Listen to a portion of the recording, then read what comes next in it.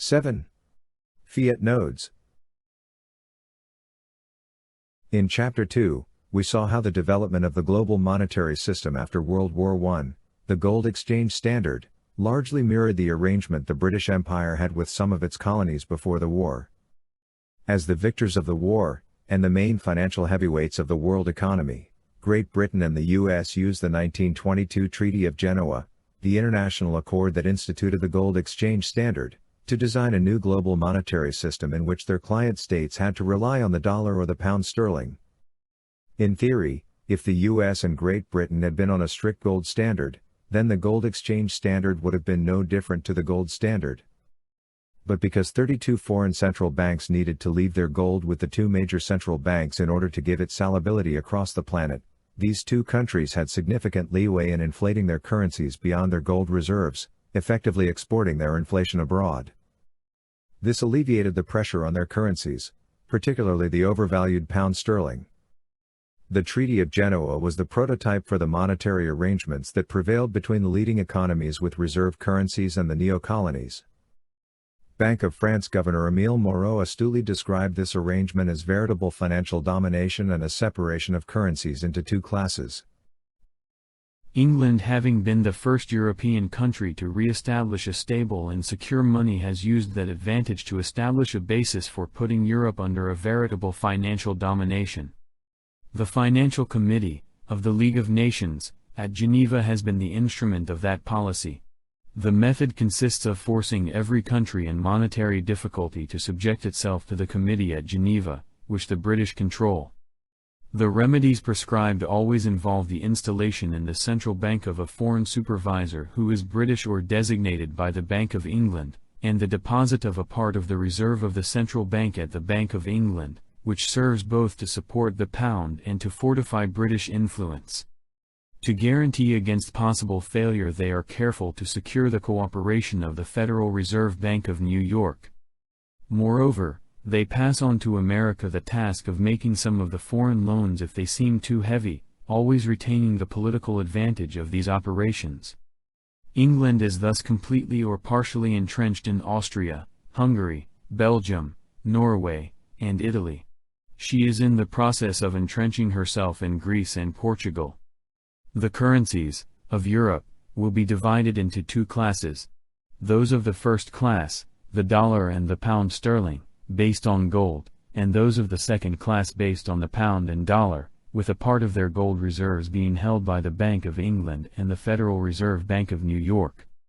The latter monies will have lost their independence. The larger the liquidity pool of a currency, the smaller the domestic impact of any inflationary credit creation by the respective monetary authority.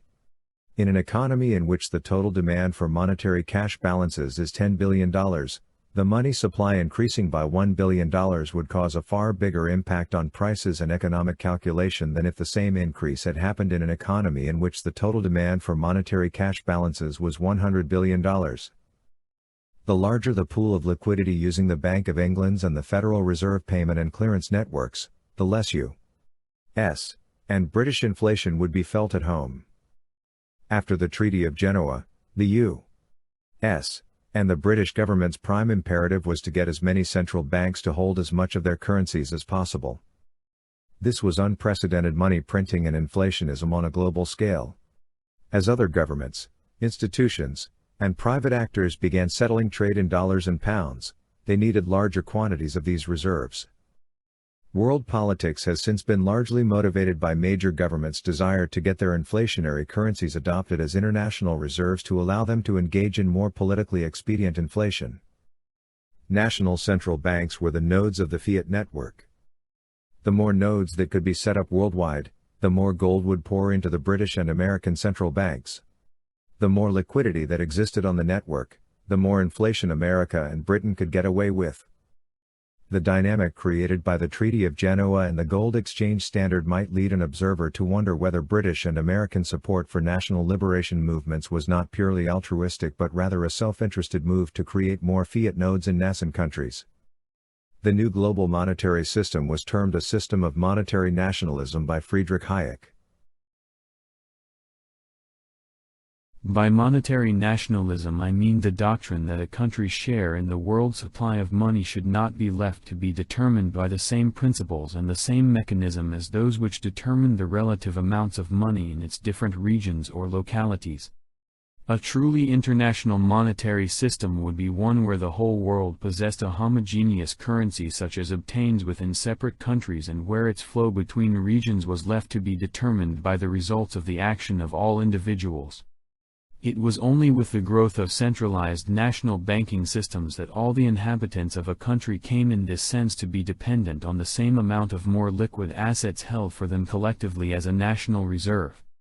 For a time the ascendancy of the gold standard and the consequent belief that to maintain it was an important matter of prestige, and to be driven off it a national disgrace, put an effective restraint on this power. It gave the world the one long period 200 years or more of relative stability during which modern industrialism could develop, albeit suffering from periodic crises. But as soon as it was widely understood some 50 years ago that the convertibility into gold was merely a method of controlling the amount of a currency, which was the real factor determining its value, governments became only too anxious to escape that discipline, and money became more than ever before the plaything of politics. Only a few of the great powers preserved for a time tolerable monetary stability, and they brought it also their colonial empires. But Eastern Europe and South America never knew a prolonged period of monetary stability. What came to be known as the developing world consists of countries that, by 1914, had not yet adopted modern industrial technologies by the time an inflationary global monetary system began replacing a relatively sound one. This dysfunctional global monetary system continuously compromised these countries' development by enabling local and foreign governments to expropriate the wealth produced by their people.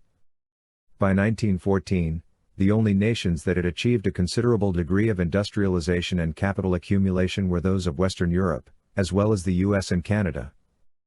At the time, modern industrialization was beginning to spread into Eastern Europe, the north and south of Africa, and many parts of Asia and South America. The more a country engaged in trade with industrialized economies, the more it imported the revolutionary technologies of the 19th century, chief among them the steam and internal combustion engines. The more technologically advanced a developing nation became, the more it accumulated capital, the more productive its workforce became, and the higher their living standards. World War I stunted this progress, and the global monetary system that emerged after, and consequently the Great Depression, undermined global economic development even further. As central banks inflated away the value of their currencies, international trade and finance became the release valve through which national inflationary economic distortions would correct themselves. A devaluing currency encouraged citizens to unload their local currency for foreign currencies, or for foreign goods. This in turn further reduced demand for the local currency and further decreased its value. This dynamic undermined the ability of developing nation governments to finance themselves through inflation, necessitating even more inflation and taxation to finance spending. Governments could have tried reversing that trend by reducing inflation, but the statist economists of the time sought to fix it by limiting the free movement of capital and goods. Trade barriers proliferated during the Great Depression, resulting in heightened international hostilities around trade. The imposition of trade barriers in turn resulted in a further deterioration of economic conditions in the countries imposing them, even as their own citizens suffered from these very policies. The governments imposing such barriers, and the economists advocating them, would of course never admit that inflation, increasing centralization, and protectionist policies caused the progressively worsening depression. Instead, political leaders blamed other countries and local ethnic minorities. Years of scapegoating and growing hostility toward foreigners and minorities came to a head in 1939. The world's totalitarian Fiat regimes began to turn on each other and on their ethnic minorities. Hayek had identified this threat to global peace in his Monetary Nationalism and International Stability lectures in 1937. Alas, his warnings fell on deaf ears. The monetary standard was no longer a homogeneous money freely moving around the world wherever its owners found the best use for it. Instead, state-controlled money became a tool for increasingly omnipotent governments to finance war and totalitarianism. Government-approved history and economics textbooks are completely silent on the monetary origins of the Great Depression and World War II, as well as the role monetary nationalism played in fostering both. The promoters of increased government centralization and control claimed this new alchemy allowed governments to build a bright future. In reality, government-controlled money destroyed the world's economies by the late 1930s, crippled global free trade, created omnipotent, totalitarian governments with many reasons to be hostile to one another, and increasingly turned previously prosperous and civilized populations into government dependence and cannon fodder. Government-controlled money allowed economies to be centrally planned in a way that was probably last seen in the Western world during the last gasps of the Roman Empire. To fight the growing unemployment and inflation caused by their inflationist monetary policies, politicians imposed price controls, minimum wage laws, work-sharing laws, and various other brands of destructive statist economic policies. As the economy shrank further and people's lives suffered, they became more and more dependent on increasingly centralized governments that could conjure money from thin air. Such dependency upon the state served only to reinforce government's power. By controlling the money, governments could also extend their reach into the education system. In a matter of decades, universities were transformed from places where citizens could learn and train into propaganda machines bent on indoctrinating young people. Towing the status line became more important than free inquiry, rational debate, and the exchange of ideas. A titan like Mises could no longer find a job at a university system dedicated to the dissemination of government propaganda and central planning. Tenured statists have shaped the understanding of economics and politics for generations of leaders and economists in developing countries. This intellectual and historical context is essential to understanding the economic catastrophes of the developing world in the latter half of the 20th century. The number and influence of Third World leaders who were educated in British and American universities from the 1930s onward is staggering. I have seen no systematic study or data on the topic, but anyone familiar with the economic history of developing countries, or with the rhetoric of any development agency or ministry in a developing country, particularly those that have made development a priority, will see this influence in the distinct stench of Marxist and Keynesian notions of central planning. The entire framing of the notion of economic development is driven ultimately by a highly socialist view of how an economy works. The alert reader will not miss the economic development literature's fascination with macroeconomic aggregates and the way in which the government and the development sector are viewed as the omniscient, omnipotent forces of justice working to achieve the holy goals of development. The misery industry. As outlined in the Bitcoin Standard, the International Monetary Fund, IMF, World Bank, and World Trade Organization, WTO, were the brainchildren of the communist activist Harry Dexter White. This fact does not feature heavily in these organizations' voluminous and slick marketing material, but it nonetheless makes a lot of sense when one examines what these institutions actually do. The function of central banking itself is the essence of communist and socialist thought. Back in 1844, when Karl Marx and Friedrich Engels penned their Communist Manifesto, a central bank was one of the 10 main pillars of the communist program they sought to implement. The IMF was an attempt at creating a global central bank to foster centralized socialist and communist regimes. The IMF's main role is as a global lender of last resort, since individual governments can suffer from foreign reserve payment problems, and since this monetary system runs on an easy currency, it was almost inevitable that expansionary monetary policy would be used to keep this system functioning. Thanks to its financing from the U.S. Federal Reserve, the IMF is able to issue large amounts of U.S. dollar-denominated credit to central banks around the world and has performed this function continuously over the past 7 decades. Its existence is essential for the U.S. dollar to maintain its role as the global reserve currency. Without a global lender of last resort, every third world country would have run out of its dollar reserves, and their central banks would have gone bankrupt. Banks and individuals in these countries would then use other currencies, or gold, to engage in global trade.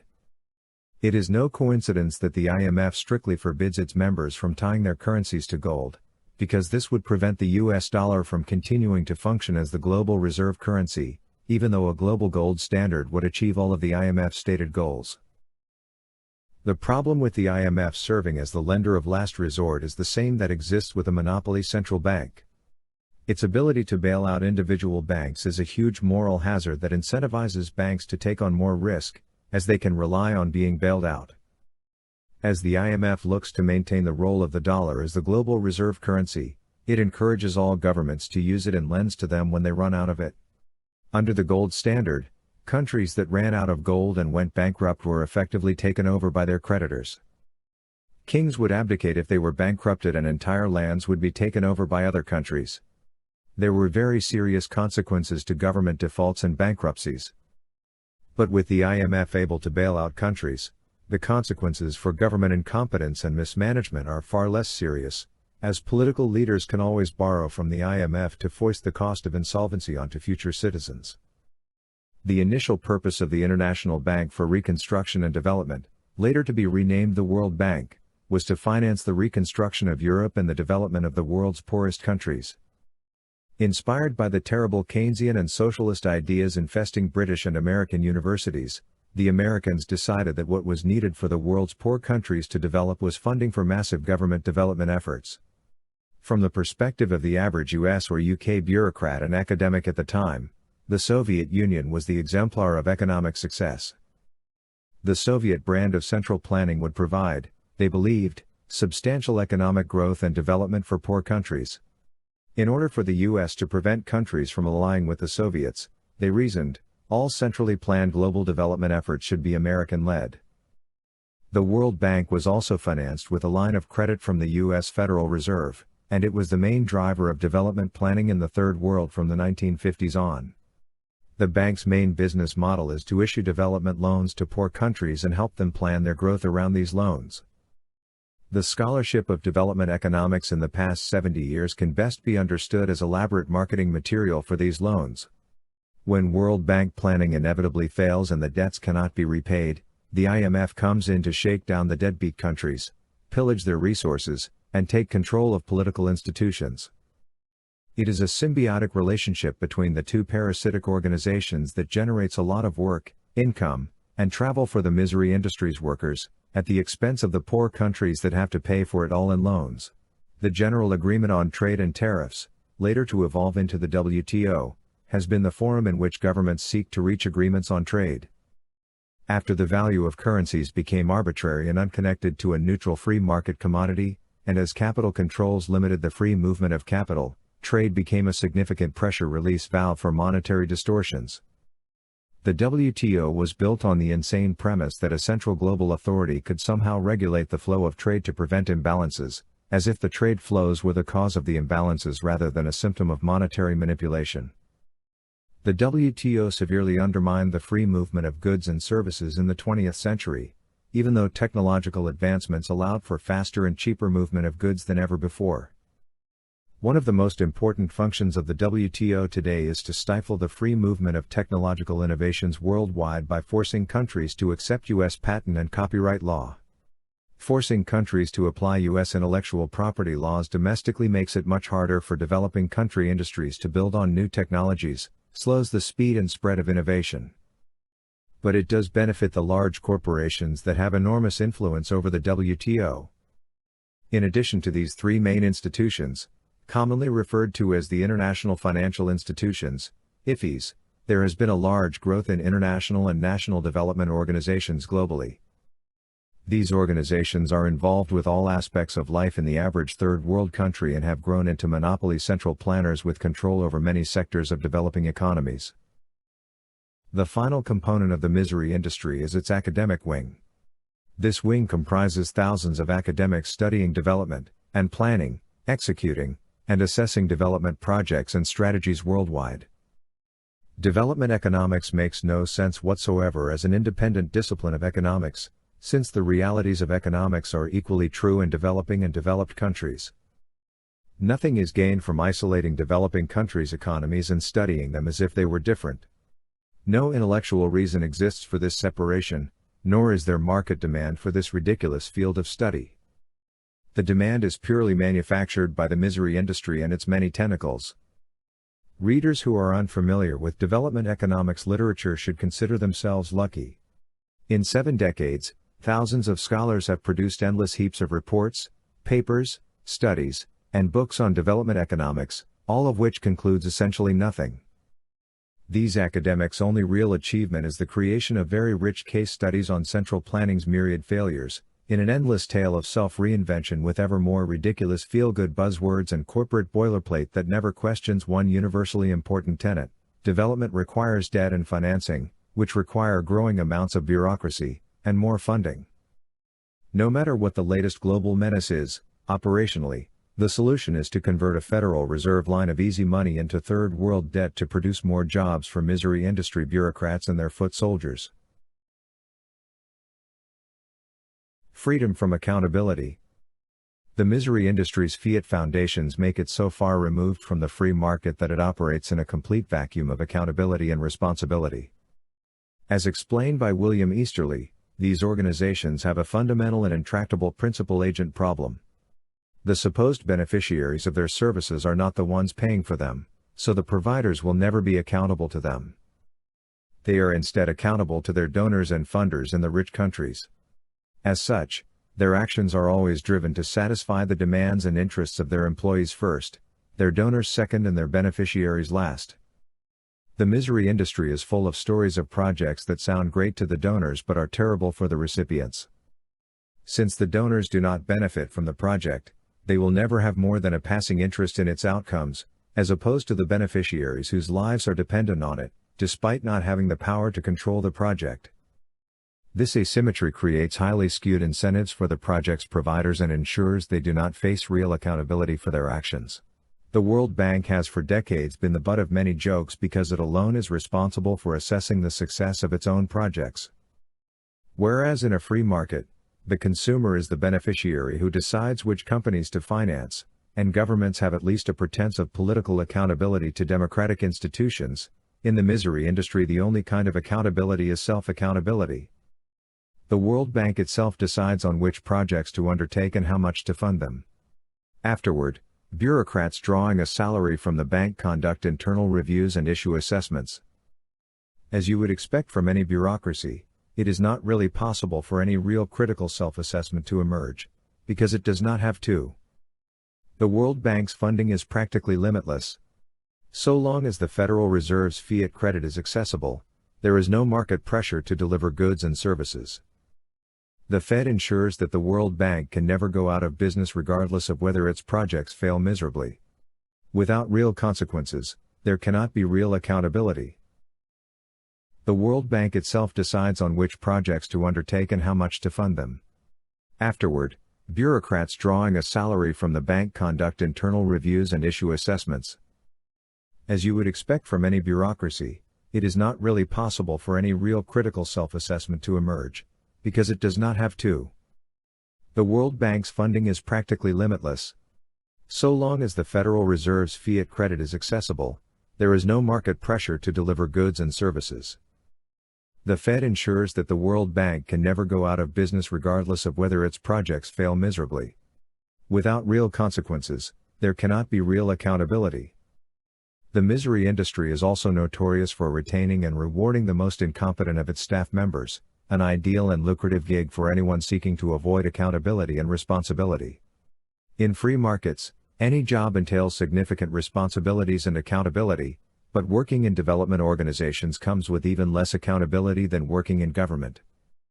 At least in the so-called public sector, the beneficiaries, or citizens, are also the ones funding, albeit involuntarily, the projects, and the government at least pretends to want to serve them. To manage a hospital in a developed economy, you will need an extensive background in the job, and you will face real accountability and consequences. In the misery industry, a bachelor's degree in human rights, conflict resolution, gender studies, or other vacuous nonsense from a liberal arts college is enough to land you in charge of large projects and multi-million-dollar budgets, while staying in cushy five-star hotels, ordering local subordinates and servants around like a colonial administrator free from real accountability. Projects in the misery industry pay lip service to serving the population of poor countries, but their underlying motivations can be best summed up in one phrase: self-preservation. Like any bureaucracy isolated from the healthy feedback of the free market, these organizations do not exist to serve their customers, but rather their insiders. Failed policies can continue for decades as long as they are financed. The IFI's access to a line of credit from the Federal Reserve grants them immunity from market failure. After 7 decades, their budgets and staff continue to grow each year, irrespective of performance, and this growth shows no sign of abating. The nature of every bureaucracy is to behave in its own interest. In the case of the IFIs, this incentive is even more unchecked than in national bureaucracies because of the larger disconnect between the beneficiaries and the funders. National bureaucracies operate mostly within the countries funding them, but international bureaucracies operate in different continents than their funders. The more one reads about it, the more one realizes how catastrophic it has been to hand this class of powerful yet unaccountable bureaucrats an endless line of Federal Reserve credit and unleash them on the world's poor. This arrangement allows unelected foreigners with nothing at stake to control and centrally plan entire nations' economies. These organizations can easily override domestic property rights and institutions under the guise of development. The World Bank can decide on a development project and have the local government work on implementing it regardless of the domestic impact. Indigenous populations are removed from their lands, private businesses are closed to protect monopoly rights, taxes are raised, and property confiscated to make the projects happen for the sake of development. Tax-free deals are provided to international corporations under the auspices of the IFIs, while local producers pay ever higher taxes and suffer from inflation to accommodate their government's fiscal incontinence. The utilitarian and totalitarian impulses of the socialist and Keynesian textbooks taught to these development planners come to the fore in their dealing with poor populations. These textbooks teach that welfare and human well-being can be judged through statistical aggregates which central planners need to manage and through measuring the impact of policies on society. The fact that economics is fundamentally subjective, as Austrian economists teach, and that welfare metrics cannot be meaningfully measured any more than feelings can be measured, is not something that has occurred to the many economists of the misery industry. The misery industry never lets methodology or logic get in the way of a good third world loan, and so they have devised astonishingly ridiculous, and potentially criminal, ways of measuring the impact of their policies and loans on local welfare. Since the goals of development pertain to things like health, education, and general well-being, development planners will put prices on all these things and attempt to make economic plans to maximize national welfare, which would be a measure that includes gross domestic product, GDP, years of schooling, life expectancy, and similar development metrics. This might sound innocuous at first, but its application is the best argument against the mathematization fetish in economics. By putting a price on human lives, projects that destroy them can go ahead as long as the financial return outweighs the cost of these destroyed lives. As all aspects of human life are priced on the central planner's spreadsheets, everything and everyone is within the purchasing power of bureaucrats with a limitless credit line, entire countries become computer games for them. And since the numerical values placed on human lives, health, and education are a product of the fictions of these economists, they can always be manipulated in whichever way makes the project sound good. World Bank project projections always look great on paper but almost always fail in their implementation. These failures are an inevitable outcome of planning based on fictitious numbers with no measurement units. Take, for example, an industrial plant the construction of which would require displacing an entire village of indigenous people, producing enough pollution to ruin the lives of thousands who live on a river downstream. Such a plant would look great according to the World Bank's projections, because they will find that the extra benefits it would produce, in the form of tax revenue for the government and jobs created, would be more valuable than the lives the factory would ruin. This is simply the inevitable outcome of using the collectivist mathematics fetish of 20th century economists as the guiding light for planning people's lives. In a free market where individuals could make their own choices, no industrial plant would be able to displace locals without compensating them enough to willingly sell their property. But with World Bank loans, greedy governments can run roughshod over their people in the pursuit of self-serving ends. Proper economic analysis is methodologically individualistic because it recognizes there can be no rational or moral basis for centrally calculated collective decisions. Welfare is not comparable between individuals and it cannot be added or subtracted across people. No collectivist central planner calculations have any coherent basis in fact. The economists who engage in them are no more legitimate than actors being paid by IFIs to appear as economists in front of third world governments to entice them to draw on their infinite zero opportunity cost credit line. Development's ugly history. The main ideas driving international development in the early years were Walt Rostow's theories on the linear stages of economic growth and modernization, the Harrod-Domer model on capital accumulation driving economic growth, and Rosenstein-Rodin's Big Push model. The Harrod-Domer model assumes and concludes, all of these models basically assume the conclusions they want, that growth is a direct function of the savings rate. The growth rate in an economy in this model is simply the savings rate multiplied by a made-up constant. The model argues that the reason developing countries do not have the desired economic growth is that they do not have enough savings. To have higher growth, they need more savings. But since developing countries cannot save because they are poor, the model assures us, it is incumbent upon their governments to borrow to fill the savings gap. In other words, debt must be acquired to ameliorate the savings deficiency and thus achieve the desired growth. According to Rosenstein-Rodin, the government's central planners would spend capital on a big push to build out critical infrastructure and transform the economy from agrarian, rural, and isolated to educated, modern, urban, and industrial. While any sane economist would agree that capital accumulation is key to growth, it does not follow that governments borrowing capital would have the same effect as if they were to accumulate it. Borrowing is the exact opposite of saving, and investments financed by loans will incur extra interest costs, whereas investments financed with capital will incur no interest. But more importantly, when governments borrow to spend, they are centrally planning their economies and thereby gaining power over the productive members of their society who have to foot the bill. Diabolically, billions of people worldwide have been thrown into generations of debt slavery in order to finance their government's megalomaniac plans. One of the key insights from Austrian economics concerns the role of government in allocating capital. If the government owns capital goods, a market is not possible in these goods and the government will fail to allocate them in a way that meets the needs of the beneficiaries. As governments are handed large amounts of funds to spend, they are able to engage in all kinds of politically popular projects with little regard for the opportunity cost, alternatives, or long-term consequences. Whereas in a free market, capital is allocated by people who have generated it and is lost by those who do not use it productively. In a government-planned economy, politicians who did not earn the money are able to do with it as they please without facing the consequences of their folly. Government can continue to tax and borrow to finance itself as it makes bad economic decisions, while private actors are not afforded such a luxury.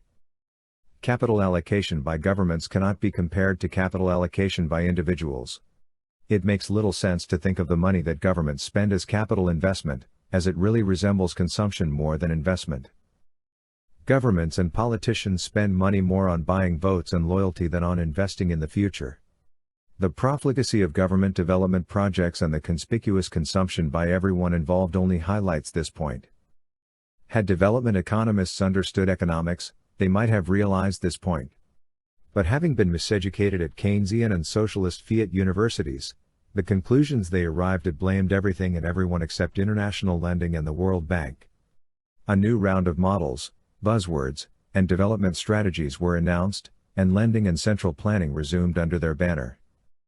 This ritual would continue for 7 decades of insanity and has proven highly rewarding for those who work in the misery industry, yet highly destructive to the powerless victims of their relentless help.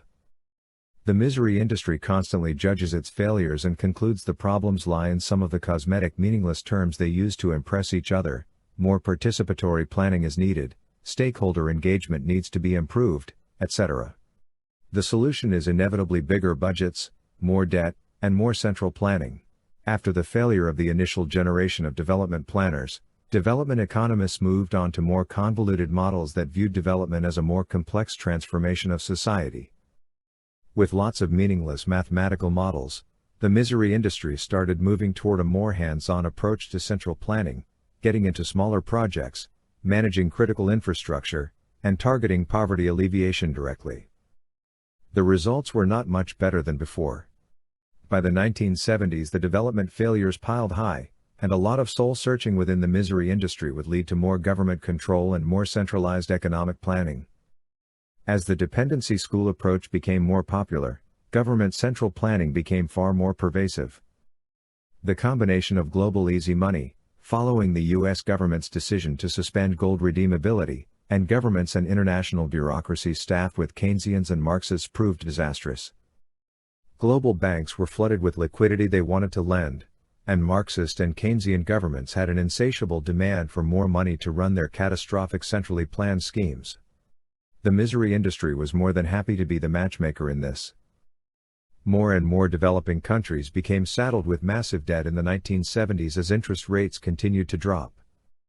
Toward the end of the 1970s, the inflationary pressures unleashed by the Keynesians at the U.S. Federal Reserve had escalated wildly, leading to increasingly high prices, speculative bubbles. Wealth holders worldwide started to dump their highly inflationary government monies in favor of gold. The price of gold had risen from $38 an ounce in 1971 to $800 in 1980, and there were serious concerns in Washington over the dollar's survival. As things got perilous for the dollar, U.S. President Jimmy Carter, sagging in popularity thanks to a broad economic malaise, nominated economist Paul Volcker to serve as the 12th chairman of the Board of Governors of the Federal Reserve System in July of 1979.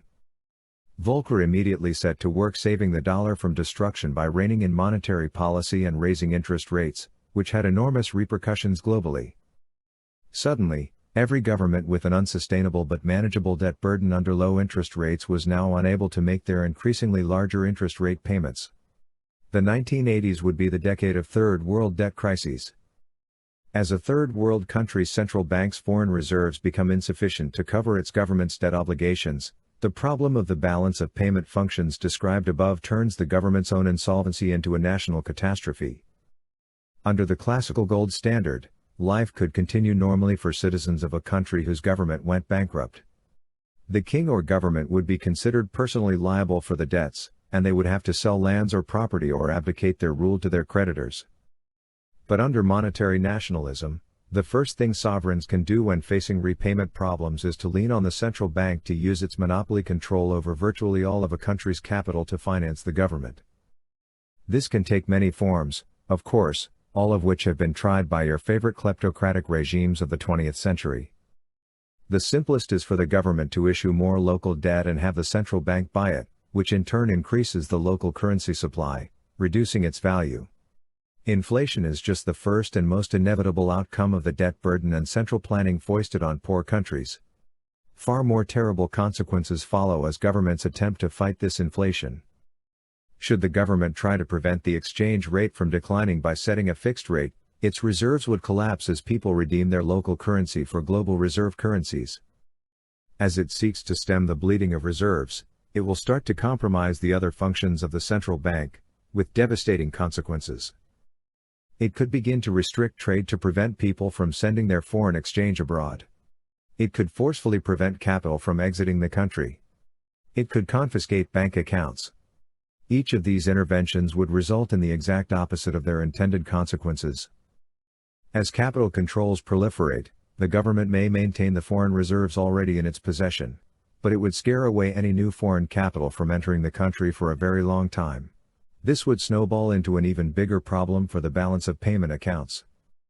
Trade protectionism can prevent the loss of foreign reserves in the short run, but its second and third order effects are highly destructive to the economy. Protectionist policies lead to a large increase in the cost of crucial goods and put more downward pressure on the currency, driving people to hold more foreign reserve currencies instead. Such policies also lead to an increase in the costs of imported inputs for domestic industries, which are usually fairly significant for developing countries reliant on developed countries for their most advanced capital goods. As the cost of importing capital goods increases for local producers, the competitiveness of local industries in global markets is severely compromised and exports decline, which in turn hurts the balance of payments further.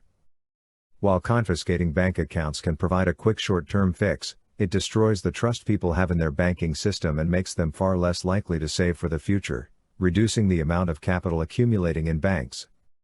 As governments fell into debt servicing problems, their entire economic systems collapsed because their central banks allowed them to pillage productive capital to keep financing themselves and to keep paying off the misery industry loan sharks. As the misery industry's raison d'etre is to lend and create more development programs, it also had a vested interest in maintaining the status quo, so it took steps to help governments avoid defaulting on their debts.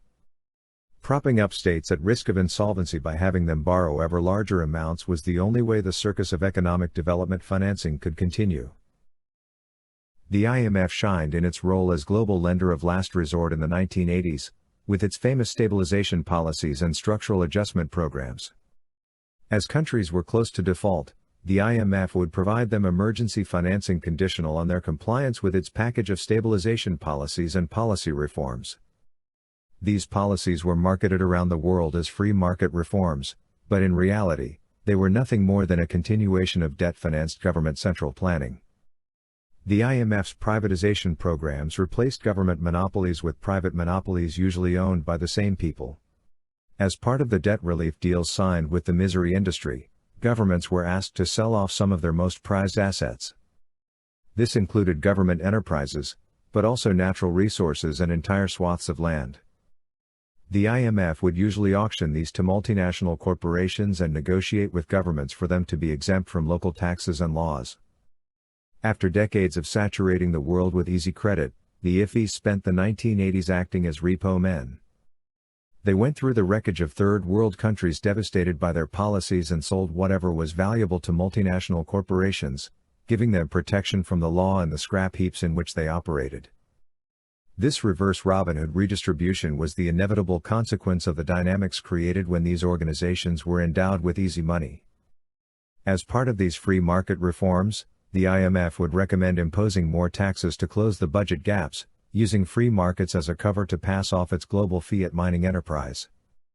The role of the IFIs as enablers for multinational corporations is something that has been repeated often by its leftist critics, such as John Perkins in his Confessions of an Economic Hitman.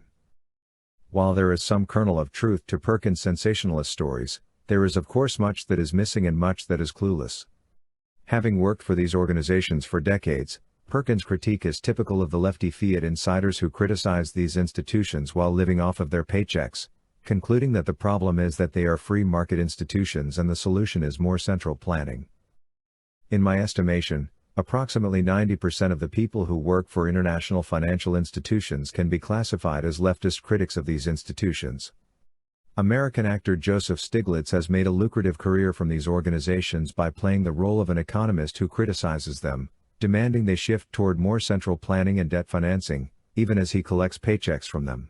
The work of Perkins and many others clearly exposes how much large multinational corporations benefit from the special arrangements that the IFIs negotiate for them with developing countries. However, that cannot be understood as the root problem, but rather as a symptom of it. The enormous power of a credit line from the U.S. Federal Reserve that gives these organizations power over developing countries also makes them ripe for capture by multinational companies looking to do business in the developing world. Fiat economists lash out at multinational corporations as if Nike and McDonald's are the most serious problems facing the third world, completely oblivious to the far more mendacious horror unleashed by the fiat debt that pays their salaries. This superficial ritual prevents them from coming to terms with harder questions. Why is there a global lender of last resort in the first place? Why do all the world's governments have to get into debt? Why should the IFIs get to plan economic development when? 46 Perkins, John. Confessions of an Economic Hitman. New York, Plume, 2004. The history of central planning is the history of comprehensive failure? Contrary to Perkins' vision, the problem is not that the IFIs allow free trade or free capital movement. The problem is that they control and centrally plan trade and investment and that their loans are impossible to repay. These problems do not start when the country defaults and needs a bailout. They start the moment that the first misery industry plutocrat sets foot in a country and begins to centrally plan its economy. What happened in the 1970s and 1980s with third world debt is no different from standard business cycles as explained by Austrian business cycle theory. The manipulation of interest rates downward causes an unsustainable increase in credit, which can only then be sustained with even lower interest rates and will implode as soon as these artificial rates normalize. This phenomenon was similar to the dot-coms in the 1990s, housing in the 2000s, or stocks in the 1920s.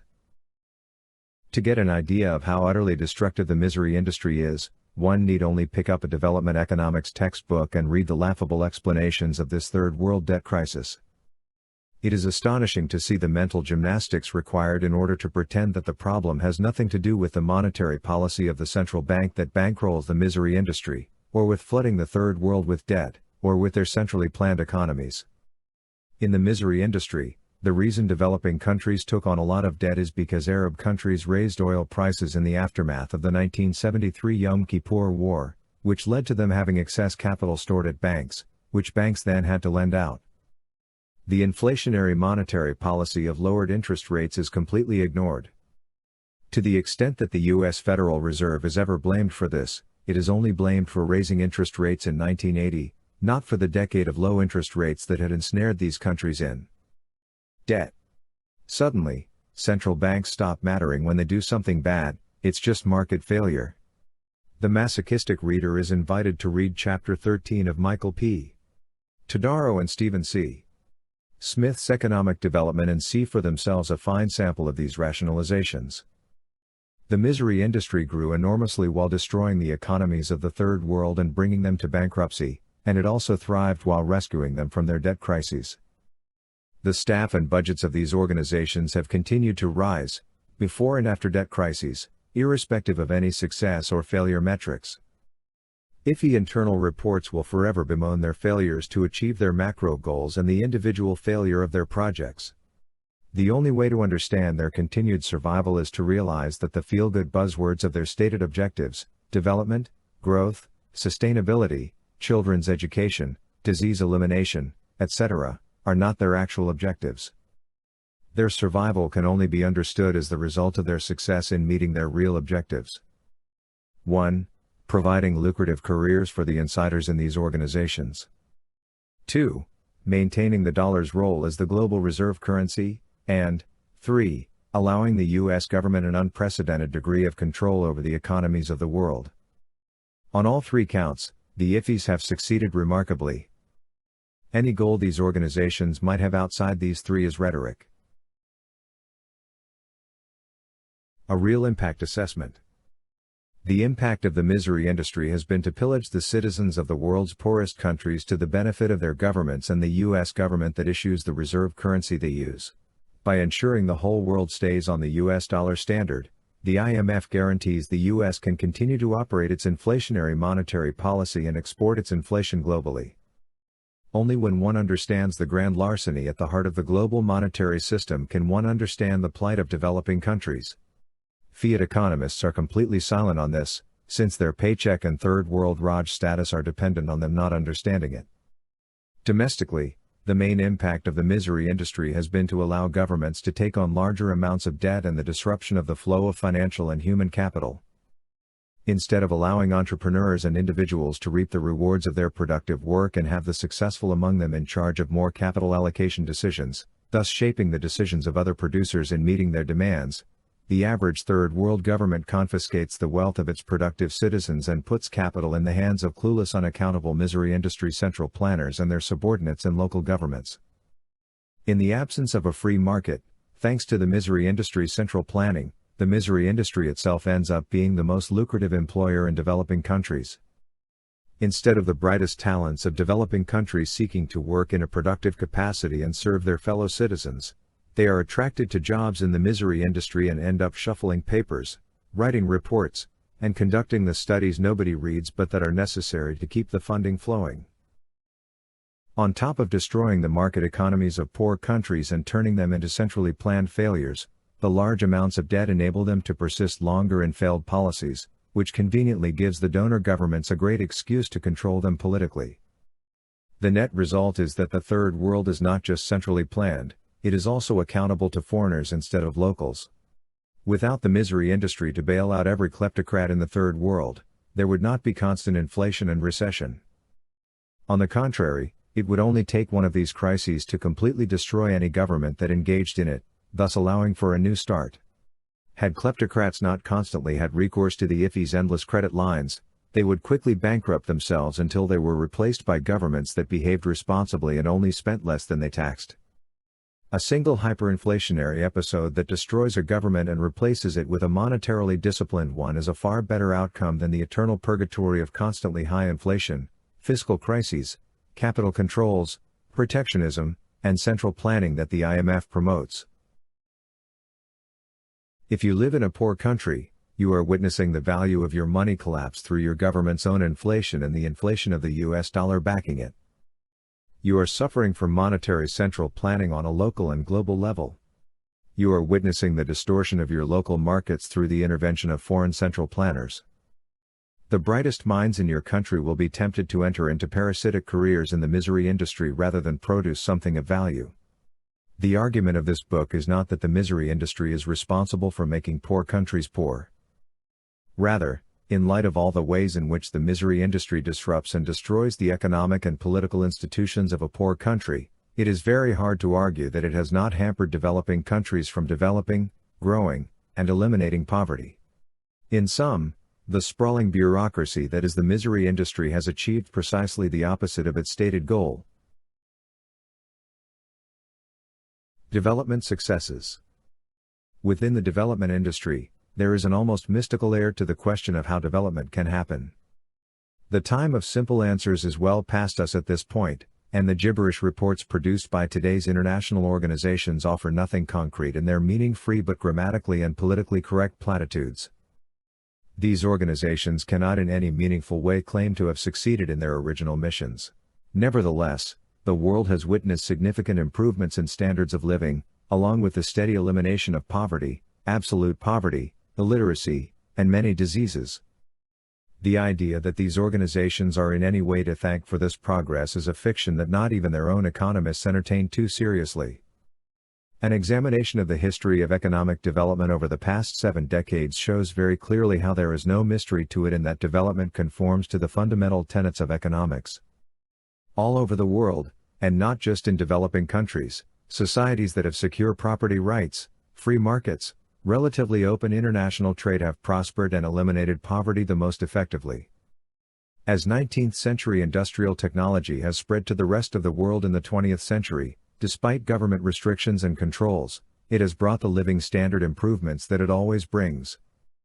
As modern telecommunications technology has also spread worldwide, it has helped people integrate into markets, learn skills, and make massive productivity gains. The most important stories of growth and transformation have been in countries that have escaped socialist regimes and transitioned to more market-friendly political institutions. China is the most important example, of course. In the 1970s, China had little private property and an almost completely centrally planned economy. After the death of Mao Zedong, the founding father of the Chinese Communist Party, the country shifted gradually toward a market economy, and living standards improved drastically. Extreme poverty has almost been entirely eliminated in just 4 decades. India's move away from the rule of British-educated Fabian socialists started in the 1980s, and with it has come a huge change in the living standards of many of the world's poorest. Neither of these countries had significant amounts of World Bank or IMF lending. Nor did they have anywhere near as many projects driving their development as the African and Latin American countries still languishing in poverty today. Within Africa and Latin America, the only 2 examples of undeveloped countries that have successfully maintained economic growth for any appreciable period are Botswana and Chile, both of whom are the freest market economies in their continents. Regimes that borrowed heavily and centrally planned their economies invariably ended up with economic disaster and hyperinflation. Among development economists who subsist on jobs from the misery industry, the success of India and China is viewed as a testament to the good plans followed by their governments, and proof that active government management of the economy is necessary and good. But anyone without a paycheck from the misery industry can clearly see that the real driver of growth is the massive reduction of government intervention in their economies. It is also clear that further limiting the state in the misery industry will result in even faster growth and development. The policies of Chinese and Indian bureaucrats and politicians are not driving their economies forward because they are good policies, but because they are far less horrible than the much more statist policies of the past. Achieving economic development is no mystery. It merely requires peace, sound money, and the freedom of citizens to work, own property, accumulate capital, and trade freely.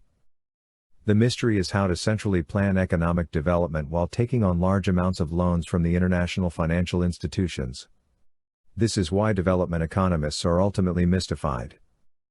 Their job is not to end poverty or bring about development, but to further their careers and sustain the Fiat international monetary system that makes their jobs possible, which forestalls economic growth in numerous ways.